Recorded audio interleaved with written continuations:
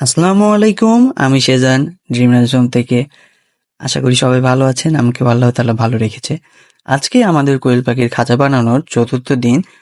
গতদিন আমরা যে কাঠগুলোকে এখানে শুকাইতে দিয়েছিলাম, সেই কাঠগুলো আমাদের এখানে শুকানো শেষ। আজকে এই কাঠগুলোকে আমরা খাঁচার মাপে কেটে নিব। আর এদিকে যে আমরা বাঁশের কাবাড়ি বানিয়ে রেখেছিলাম, সেই বাঁশের কাবাড়িতে আরেকটু কাজ করতে হবে। সেটা হচ্ছে এই বাঁশের কাবাড়িগুলোকে আবারও মাঝ বরাবর ফেলে নিতে হবে। তাহলে আমাদের একটা বাঁশেই খাঁচা বানানোর কাজ হয়ে যাবে। এখন আমরা আমাদের শুকনা কাঠগুলোকে আমাদের খাঁচা মাপে কেটে নিব। আমাদের খাঁচাটা যেহেতু লম্বায় হবে 7 ফিট, এই জন্য আমরা 7 ফিট করে কয়টা কাঠ হয় সেটা গুছাচ্ছিলাম। 7 ফিট করে আমাদের কাঠ প্রয়োজন ছিল 12টি। আমরা 12টি কাঠই গুছিয়ে ফেলেছিলাম। তার সাথে আমাদের আরো কিছু কাঠ প্রয়োজন ছিল, যেমন খাঁচাটা উচ্চতায় কত হবে, চওড়ায় কত হবে, এই মাপের কাঠগুলোকেও আমরা আলাদা আলাদা করে নিয়েছিলাম, যেন কাটতে আমাদের সুবিধা হয় এবং মাপ মতো কাটতে পারি। এরপরে আমরা প্রথমে 7 ফিট করে যে কাঠগুলো ছিল সেটা কেটে নিচ্ছিলাম। কাঠগুলোকে কাটার জন্য আমরা আমাদের করাত ব্যবহার করতেছিলাম। আমাদের গ্রামে এটাকে করাত বলেই আমরা চিনি। কাঠগুলো করাত দিয়ে কাটতে আমার উপর দিয়ে ভালোই ধকল যাচ্ছিল, কারণ কখনো করাত দিয়ে এত কাজ করা হয়নি। বাঁশ কেটেছিলাম, করাত দিয়ে দাও দিয়ে দুইটা সহযোগিতায় কাটছিলাম, কিন্তু কাঠ কাটার সময় তো দাও আর ব্যবহার করতে পারতেছিলাম না। দাও দিয়ে কাটলে কাঠগুলো ফেটে যাবে, এই জন্য করাতই ব্যবহার করতে হতো। আমরা যে করাতটা ব্যবহার করে কাঠগুলোকে কাটছিলাম সেটাতে একটুও ধার ছিল না।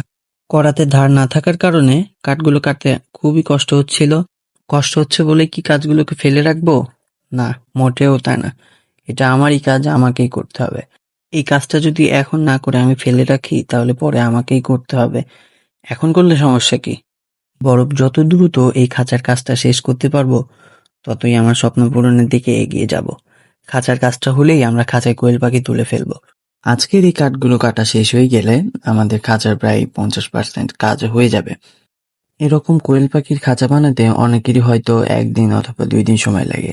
আর আমার খাঁচা বানাতে এত দেরি হচ্ছে কারণ আমি তো প্রতিদিন খাঁচার পিছনে সময় দিতে পারছি না। যেদিনই সময় পাই সেদিন আমি খাঁচার কাজে লেগে পড়ি, যতটুকু সময় পাই। সামান্য আমার এই কোয়েল পাখির খাঁচা বানাতে গিয়ে আমি বুঝতে পারছি পৃথিবীর কোনো কাজই ছোট নয়। প্রতিটা কাজেরই আলাদা আলাদা মর্যাদা আছে।